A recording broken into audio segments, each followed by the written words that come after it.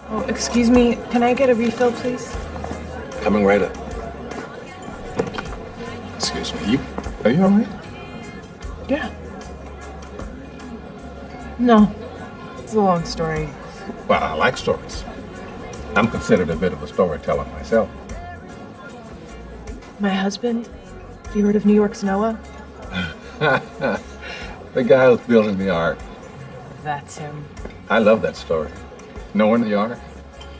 You know, a lot of people miss the point of that story. They think it's about God's wrath and anger. They love it when God gets angry. What is the story about, then, the ark? Well, I think it's a love story about believing in each other. You know, the animals showed up in pairs. You know, they stood by each other, side by side, just like Noah and his family. Everybody entered the ark side by side. But my husband says God told him to do it. What do you do with that? Sounds like an opportunity. Let me ask you something. If someone prays for patience, you think God gives them patience? Or does he give them the opportunity to be patient? If they prayed for courage, does God give them courage, or does he give them opportunities to be courageous? If someone prayed for the family to be closer, do you think God zaps them with warm, fuzzy feelings? Or does he give them opportunities to love each other? Well, I gotta run. A lot of people to serve. Enjoy.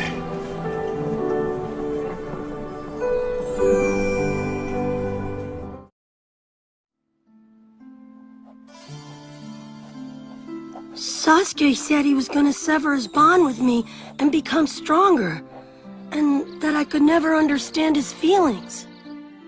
Hey, you were friends with Orochimaru way back, right, Pervy Sage? Why did he desert the village and decide to destroy the Hidden Leaf? Orochimaru went through a profound change after both his parents were killed, and that's when he became obsessed with forbidden jutsu. I don't know if he was trying to resurrect his parents or to wreak vengeance on the village that he held responsible for their deaths. My parents weren't killed, so... Like you, I was accused of not being able to understand anything about him or his feelings. Perhaps he was right, and I didn't understand a thing about him after all. Even I'm able to see that there's entirely too much hate in this shinobi world of ours.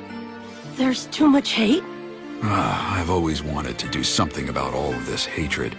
I'm just not quite sure how to go about it as of yet. But I truly believe that eventually the day will come when all people will understand one another and live in harmony. Boy, it sounds kinda complicated to me. And if I can't find the solution to this problem, then perhaps I'll entrust you to find it instead. Eh, Naruto? Yes, sir! I can't turn down a request from my master, can I, Pervy Sage? What? What the hell's so funny about that? Your smile is my salvation, Naruto. Huh? I'm very glad I made you my student. Yeah? You really are? But I haven't given up on doing it myself just yet, you know. Huh? I still plan to change this world with my books. With those books you don't sell, you mean? Fool! They'll be bestsellers before you know it. And when the day finally arrives, I won't autograph your copies even if you beg me to. I don't want your stupid autograph anyway. I don't want that anyway. 'Cause you gave me something much more valuable. Thank you.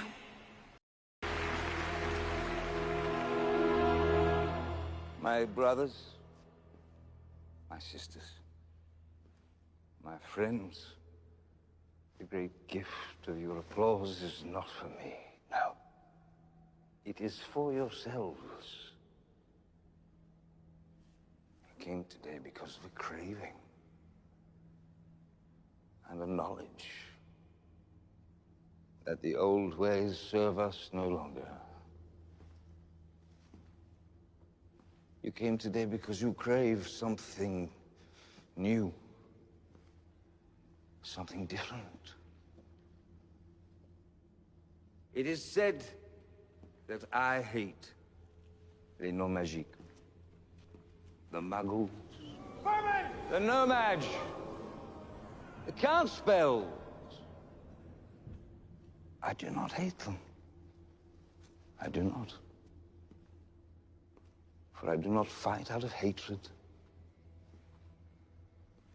I say the muggles are not lesser, but other. Not worthless, but of other value. Not disposable, but of a different disposition. Magic blooms only in rare souls. It is granted to those who live for higher things. Oh, and what a world we would make for all of humanity, we who live for freedom, for truth, and for love.